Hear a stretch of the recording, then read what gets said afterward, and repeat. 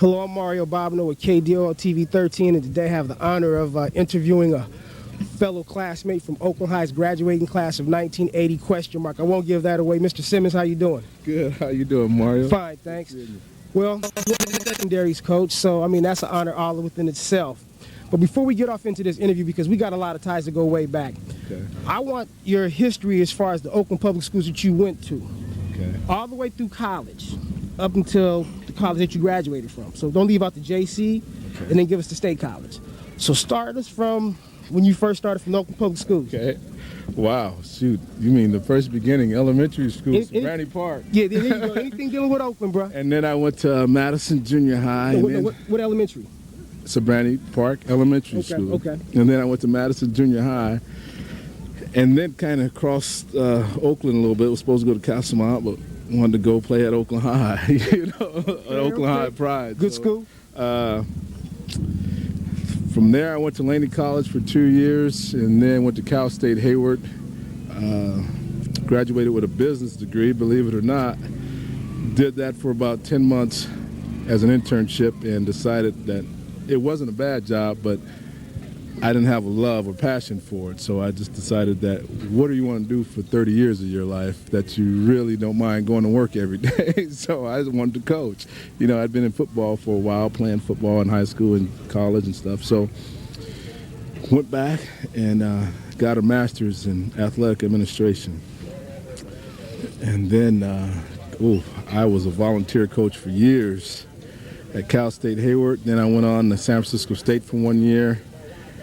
2 years at Montana State, 1 year at Idaho State, and now just got here in March of this year, so it's good to be back. And you're the I am a corners coach. We have a safeties and corners coach. I just wanted to just be specific about that. The cornerbacks coach. Exactly. So you're responsible for the cornerbacks, which had a good game, by the way. They played pretty well. They stepped up today.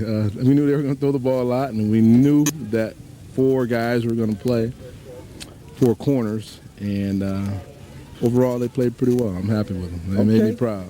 Okay, now I want to go back in time because I was reading your history up in the press box there. Okay. And I noticed you had a lot of information, your JC you went to, the state colleges that you went to, but it didn't mention nothing about your high school career, and I was kind of upset about that because people don't know that you are from Oakland. You went to Oakland High. Yes. You played on a 10-0 football team. Yes, You had a major part of that. You guys ended up being #1 in the East Bay, the best, I think, in the world at that particular time. So I want to just reminisce back to high school real quick because a lot of people that watch this show are from the Oakland Unified School District.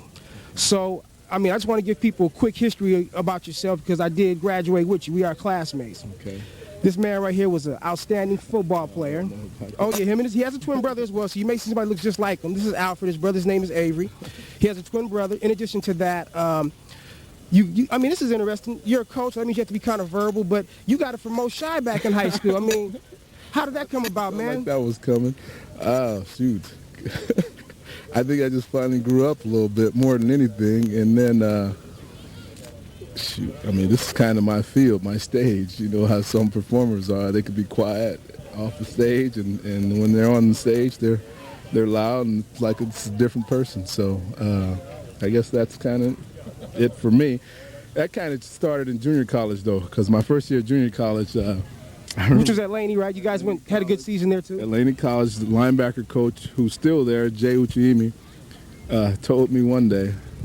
He said, "You're too quiet on the field." He said, "You're one of the leaders of the team, but you're too quiet on the field. You guys need to talk more." He's talking about me and my brother, actually. And so ever since then, I just kind of was more of a vocal leader throughout the rest of my college career. And then obviously in coaching, you know, you can't be too quiet. My saying is that if I'm not coaching you and correcting you, then, you know, sometimes that means I'm not preparing you to play. And you know, sometimes you can leave guys out and not coach them, even the youngest guys who are redshirt and so forth. So I try and coach everybody. So that means you got to be, you know, pretty active and talking quite a bit. So I just think over the years in coaching, hey, you got to talk and you got to be loud and you got to scream a little bit sometimes. But my personality is still pretty low key. I mean, I don't really get after them where I degrade them or anything like that, you know, or embarrass them. I wouldn't want to do that. So. Well, let me ask you this. You want to continue? Well, I was just going to go back to Oakland High. I mean, you were a much better player than I was. So that's why I'm doing this now, man. And Lorenzo's the one out there making the big bucks playing that football. You know, a lot of people don't remember, I played 1 year varsity. You know, 1 year varsity. And me and Morrell was talking about that. Morrell, so we're going to bring him on camera a little later. But you guys, we noticed when you was in 11th grade, you guys went back into the weight room, and you and your brother got real big, and you guys came back and was very instrumental in us winning that Silver Bowl for the first time ever, the first Silver Bowl. You guys was very instrumental in that. That was, I remember when that, I guess, demotion or whatever you call it, to junior varsity as a junior. It's not easy, occurred. Man. It hurts your pride a little bit, but it was a source of motivation for me and my brother. So, because you went all city, right? Yeah, I was all city as a senior. Exactly. Yeah, I had a good senior year. You picked up some dust, man. You picked up some dust. Now let me ask you this real quick. Do you think now that you're a coach, was anybody from back on that 10-0 team be able to get a scholarship up here at Cal? I mean, were we that good, or we just was a team that just gelled well? Ooh, that's a good question, my man. I think we did have some guys, talent-wise, but I think we could have had more guys if everyone understood the work ethic it takes to get to college on scholarship. Okay. You know, there's probably a good 10 guys or so that if they knew how hard they had to work as a sophomore, junior, senior, including myself. I mean, you say we worked hard, but when you look back on it, I could have worked harder. Everyone probably feel like they could have worked harder. So I think we had about 10 guys with hard work, but just based on without the hard work that that was never done and their performance on the field, I'd say two or three guys. The only reason why I'm asking that question because we went 10-0, number one in East Bay, and not one person got an athletic scholarship, not one. But anyway, that's the past. Let's go on to the future. Okay. I was reading on your bio that what is the minority fellowship that you got involved in with the NFL? Because that kind of launched your career to so to speak. Well, a little bit. I tell you, probably more than anything, it gave me the confidence. So what is it about? What does that mean? Okay, Bill Walsh started it with the 49ers, and it was just a move to try and get more blacks or minorities in the NFL as coaches. And so my first intern was with the Raiders, and I did one with the Cardinals. And all it involves is that, the pro camps start in July, whereas the college start in August. So you'll go spend, it's not a lot of time, maybe 3 or 4 weeks. That's all it is before your camp starts when you got to go back to your school. So they invite you up. You get a chance to coach, their guys. And the best thing about it is that you're learning their system and you come back with so many ideals in terms of scheme, techniques, and so forth like that. And even though you're only there for 3 or 4 weeks, you learn an awful lot. So important. It's I think it was started about 88 or 89, but the 49ers were the first ones to do it. Now every NFL team does it. And they'll choose anywhere from 2 to 4 college coaches. So there's a lot of us out there now, and a lot of brothers on the college staffs now. Hey, so that's all good. And let me ask you this. I know you're at Cal now, but what was one of your fondest memories as far as coaching is concerned? I think it was back at Idaho State. I read some on your bio. Yeah, last year, and we didn't... that was at Idaho State, right? Yes, it was. And we didn't have a great season, but we beat a team that we never beat when I was at Montana State, the 2 years I was there. Matter of fact, they blew us out both years. We never even came close. And then last year at Idaho State, they were 10th ranked in the country when they came to play us, and and we put it on. I mean, it wasn't even close. I mean, we played well, and so it was pretty gratifying because when I was in the Big Sky at Montana State, we pretty much beat everyone either that first year or that second year except two teams, and to come back and beat NAU was one of the two teams that third year while I was at Idaho State was pretty big. Okay, let me ask you this question. Since you're a Cal, DB coach and, you're Pac-10, what do you look for? This is for the, for the kids out there playing out of high school student athletes. What do you look for in a recruit? Okay, I guess because I am at Cal, I guess the academics part of it is a little bit tougher than what the NCAA requirements are. So even if you're an NCAA qualifier, you need to meet standards beyond that just to get into Cal. But other places may not have that. But more importantly, a guy who's has a good work ethic, who even if he's an underachiever in high school, he's showing some signs of discipline and motivation to succeed in college. Obviously, athletic ability. I think one thing we all say, whether you coach D-line or offensive line or wide receivers, the guy's got to have a motor, and that means he's just hard, full speed every play. No, he's not taking any plays off. If he's a corner and they're running the ball away from him, he's sprinting to the ball. I mean, just a guy who's just nonstop on the field. I mean, that goes a long, long way. And the other thing I'd encourage guys to do is just prepare early. Don't just wait for your senior year to say, let me see if I can get a scholarship. This is it, okay. Do it in the 10th grade, 9th grade, and I mean running track, increasing your speed in the weight room, increasing your strength and so forth. So I hope you guys listen to that right there. That's very pivotal information from a secondary coach at the Pac-10 level. Next question. What would one have to do to follow in your footsteps to become a coach at this level? Are you sure you want to do that? It's a lot of long. Kind of break it down. Don't make it so long. I'm just joking. Okay. But there's a lot of hours put into it. There's with the glory comes the bad parts. I mean, guys, this insecurity of the job, so you don't always know if you're going to be pretty stable. But I'd say,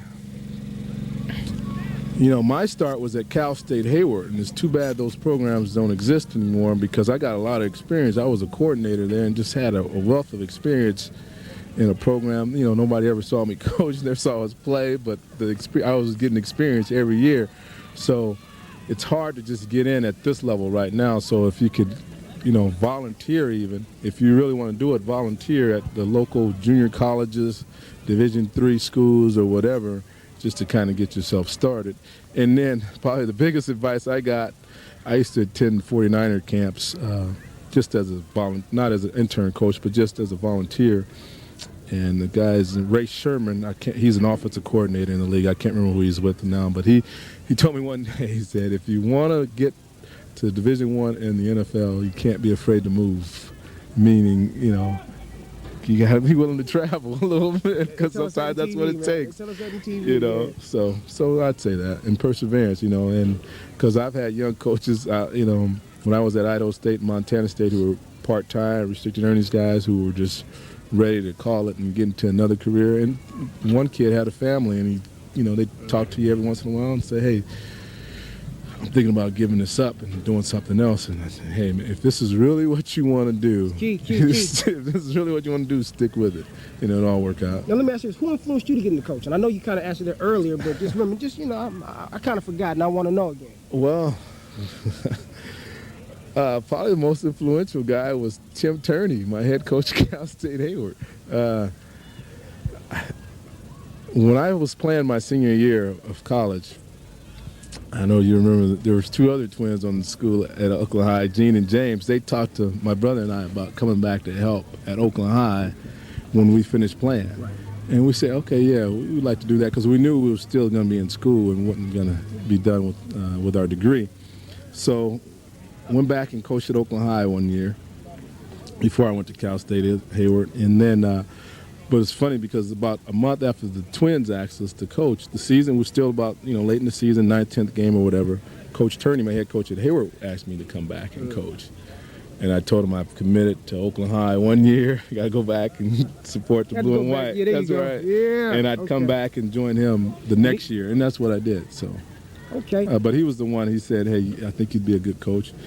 And matter of fact, when I graduated and was doing the internship in business, I was pretty set on changing direction. My degree, I was getting ready to go into the business world, and he said, "Hey, you really need to think about doing this full time."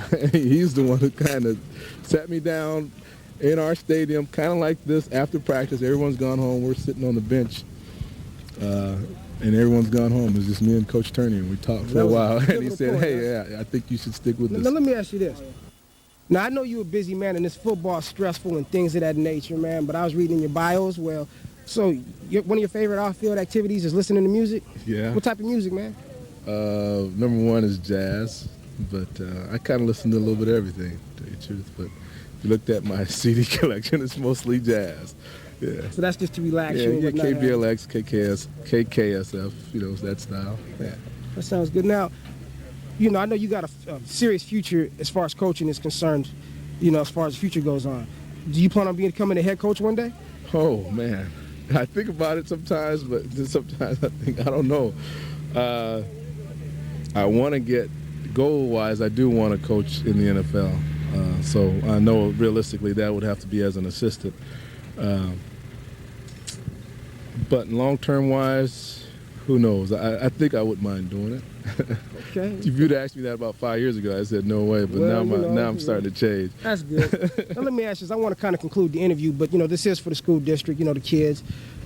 I mean, what advice could you give to them, any student athlete that wants to become successful in life? What is your words of success, for the student athletes? What words of encouragement or wisdom that you would like to give them? Perseverance and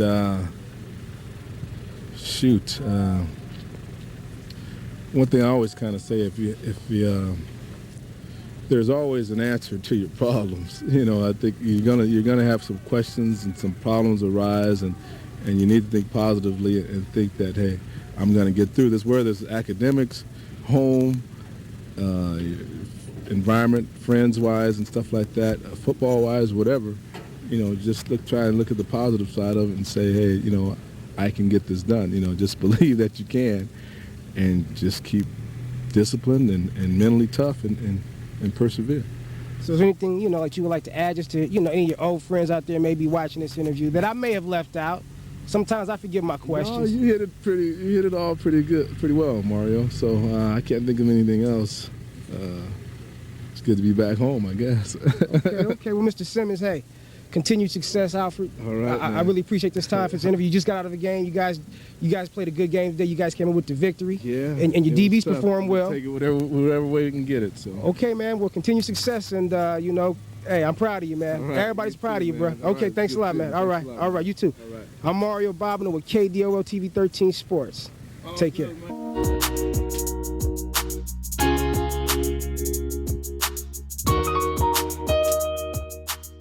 First beginning, elementary school, Granny Park. Yeah, anything dealing with Oakland, bro. And then I went to Madison Junior High. What elementary? Sabrani Park Elementary School. Okay. And then I went to Madison Junior High.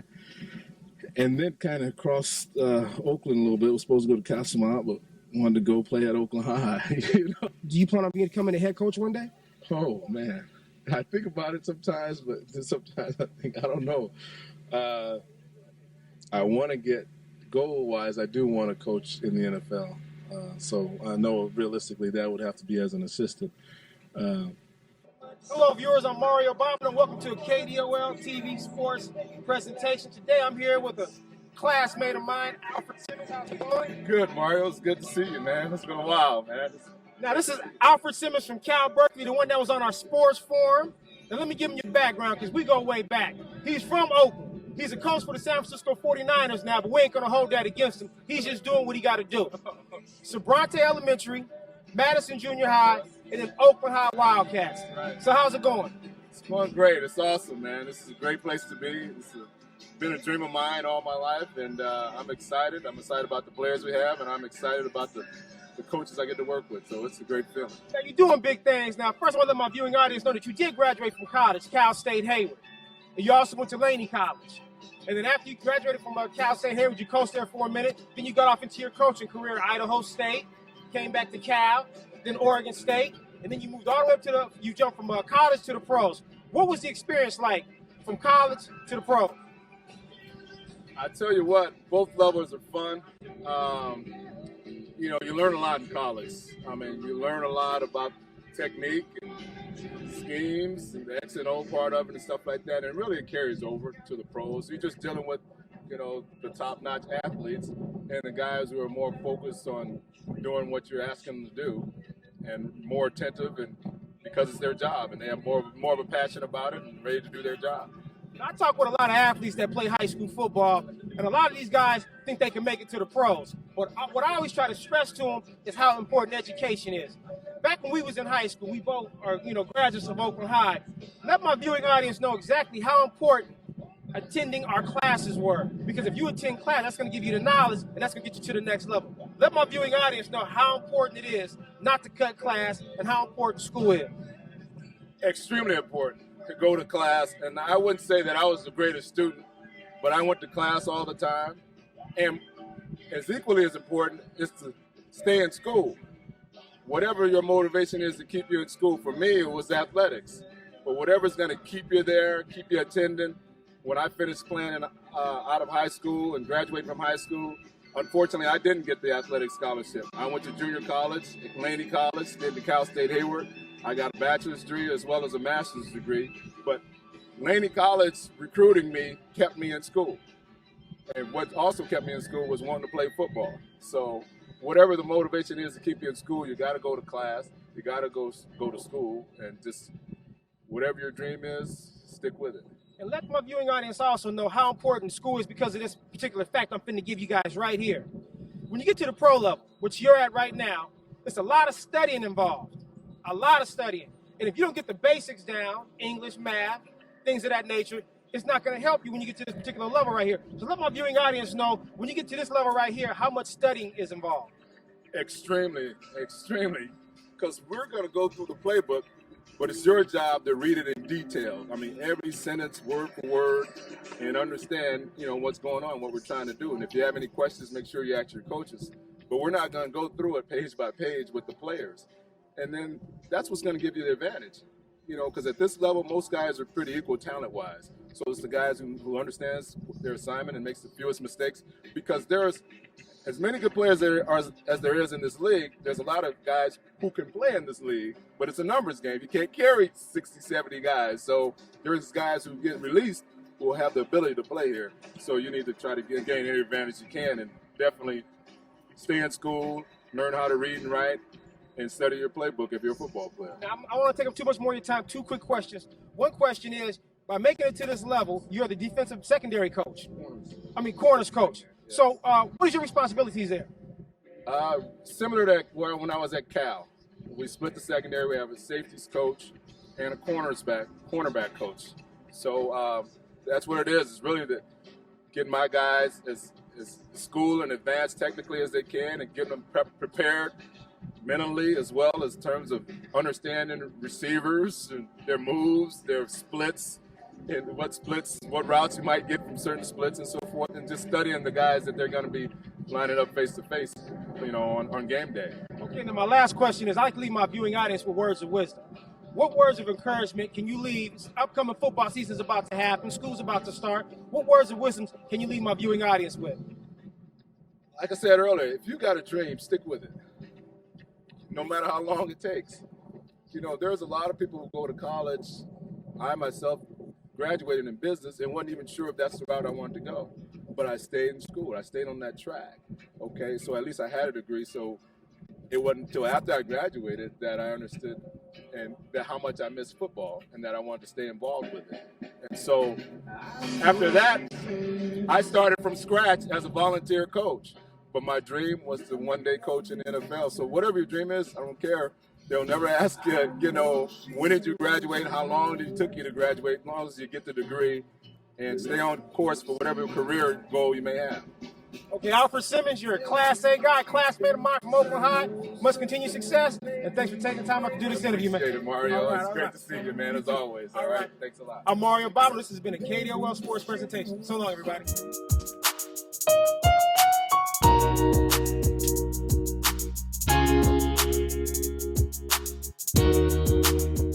Hello, my name is Andrea Johnson, and I'm with Debonair Productions. Today we're going to do an interview with Al Simmons, the defensive back coach for the Cal Berkeley's football team.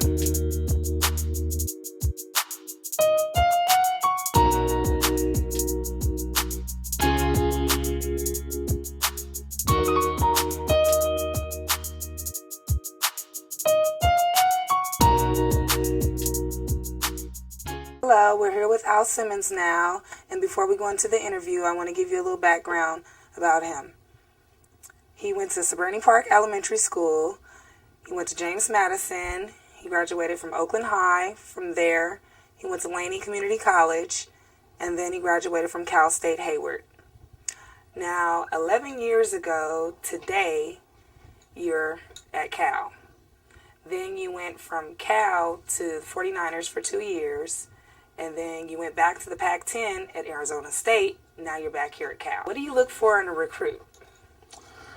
Wow, there's quite a few things you look for. I guess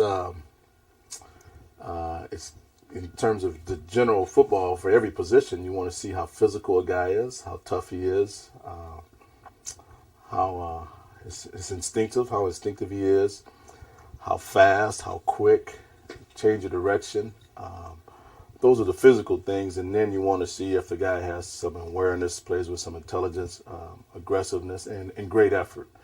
And then also some other physical factors are, height and speed as well, some of the measurables. But just off the film, we also want to see if the guy can make some plays, especially if he's a skilled guy, if he's intercepting the ball on defense or scoring touchdowns on offense. So those are the things that we're looking for. How should a coach promote a kid when sending out a tape on a player?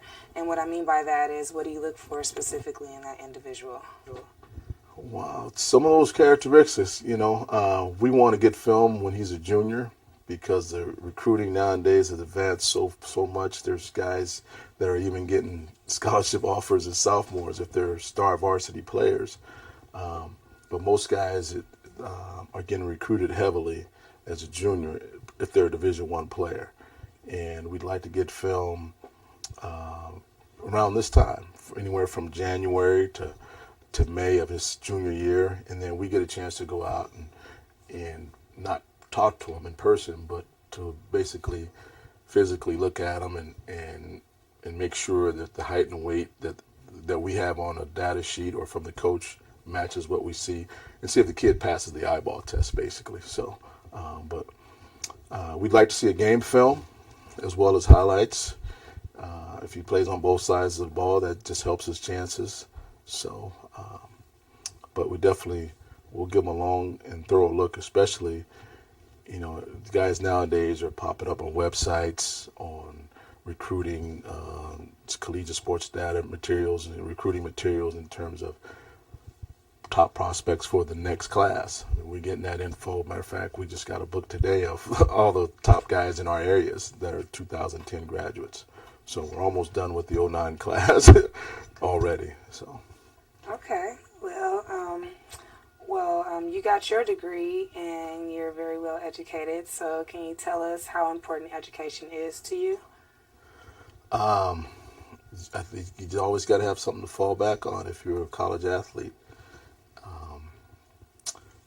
For me, football actually kept me in school.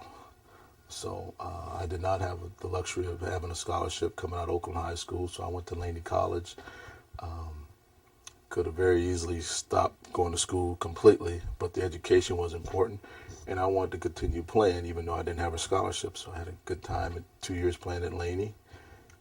Then went to Cal State Hayward and got a chance to start there as a football player, but I always had my eyes on getting a degree someday. And, that was kind of something that was emphasized in the family, even though my parents per se weren't college graduates, neither one of my parents, but my older siblings were. And they emphasized the importance of just going to school. And so I always had my eyes on going to school, hopefully having a chance to play football beyond college. That didn't happen. I never thought about coaching at all, to tell you the truth, while I was in college. So, but I think whether you have an opportunity to play professional sports, your career is not going to last very long. The likelihood of you being out of that profession, even if you have an extended career, is your mid-30s. You're going to have to look to do something else. So the degree can take you so far. I think I heard a comment on the radio driving in a couple of days ago where they said that a person with a degree, as a college degree as opposed to a high school degree, will earn a couple of $1 million more in their lifetime than the person without a degree. So you want to be able to support yourself and your family someday. So a degree is important. Okay, so education is very important. So what can one expect if they want to follow in your footsteps and become a coach? Well, a lot of hard work for free for the most part. I mean, volunteer work or a grad assistantship, or whether you're volunteering at the JC level or high school level or college level. I was fortunate enough to go back and volunteer at Cal State Hayward when they had a football program. And the benefit I got from that was, even though I was a volunteer, I was working full time. And I actually got a chance to coach my own position fairly early. After my first year of coaching, I was coaching a position by myself, so I had a lot of responsibilities. But so even though I wasn't getting paid, the experience was invaluable, and it's really helped me get to where I'm at now. But if you're interested in the coaching profession, you got to understand that there's certain times of the years where the hours are long, and if you have a family, you won't see them a lot during the season. At least 4 or 5 days of the week where you're working pretty hard, or maybe more like 3 to 4 days a week. But and you got to be patient because it doesn't happen fast. But a lot of times guys get weeded out of this profession because they don't want to do the work, or they didn't know it was going to be this much work, or they didn't know that the process of becoming a full-time coach was going to take as long. But if you can have that perseverance and that's what you want to do and keep striving, you can get it done. At times, do you feel as if you're a father figure to the kids that you're coaching? At times, but that's usually when we're talking about non-football related issues. You spend a lot of time talking to these guys about the game plan and technique and how to play this coverage, and talking about an opponent, the skill, the wide receivers that they're going to have to cover and stuff like that. But when you get a chance to just visit and talk about other things is when it kind of feels like that father figure sometimes, when you're talking about any issues outside of football, classroom, how things at home, how things going when you're a true freshman and you're away from home, and you're trying to make the adjustment, a girlfriend, or problems struggling with a class, or just, guys coming to you and being able to talk to you about what's going on and where they need some assistance. And we try to emphasize that always let us know if you need some help with anything. Don't be afraid to ask for help. So that's when you kind of feel like a father figure, not so much coaching football, but kind of coaching some things about life. Since you're from here, do you ever go to any of your old schools and talk to the kids and give advice? Yeah, although you can't do it as much as you like, because I'd be breaking some rules. As a college coach, if you're a pro coach, you can, because you're not recruiting high school guys. As a professional coach, you can go out and visit high schools and talk to high school kids in person more. But when you're a college coach, you have to follow the guidelines or restrictions of the NCAA, which allows you to be on that campus only certain times of the year. Okay. So you really can't just show up and say, okay, I'm going to come talk to your guys, because it's like it's looked at as if you're recruiting, and you're using an unfair advantage, as opposed to other coaches that didn't get that opportunity. So I can't just show up anytime. But I have gone into Oakland High during the recruiting period and talked to those guys, and then my brother-in-law coaches a team in Tracy, and I've been to Tracy as well during the recruiting period and talked to kids as well. But last time I was at Oakland High, though, probably need to get back there soon. It was couple of years ago when former teammate of mine, Curtis McCauley, was the head coach there. That was 2 years ago. So, yeah. Okay. So, what's the difference between recruiting kids from high school opposed to junior college, and why would you recruit a kid from junior college? You recruit the junior college guys when you need immediate help. And what I mean by that, maybe you have a lot of young guys at the position, whether it's a running back, offensive line, corner, safety, whatever, and the guys who started the year before are gone because they were seniors, and now you got this young group of guys coming along, but as you're looking at them, you're going, wow, we don't really have a lot of experience. We need a junior college guy. Because even though he's playing junior college, he's got 2 more years of playing experience, a little more mature. So when you recruit a junior college guy, even though you expect guys to come play for you right away, high school or junior college, but when you identify a junior college guy and say, we want to sign you, we want you to come play and attend our school, you're definitely telling that young man, we need immediate help at the position, and you're going to have an opportunity to start right away. Whereas the high school guy, based on his ability, he's shown you he's a great player and he can play at your level. That's why you offered him. But you kind of anticipate more times than not that he probably will redshirt. Not always, but probably statistically and percentage-wise, he probably would redshirt for you his first year. And even if he's playing, he's probably not starting. But you get some guys as freshmen every now and then that could start as true freshmen. We did not recruit any junior college guys because we're kind of balanced this year. It could change next year or whatever, but this particular year, our class of defensive backs, and I'm just talking about my position that I coach, we didn't recruit a junior college for the defensive back position because we're pretty balanced in terms of sophomores, juniors, seniors, freshmen. So we got... but there are times when you need a guy to come in and play right away. Hey, do you have any words of wisdom or anything that you want to tell us that would be some good advice? The biggest thing is just never, ever give up on a dream, you know. And this has been a long process for me. I mean, years have flown by. I've coached for 23 years now, and I've been fortunate. I've had a chance to coach at the highest level possible, and you just got to keep working hard. Your hard work pays off.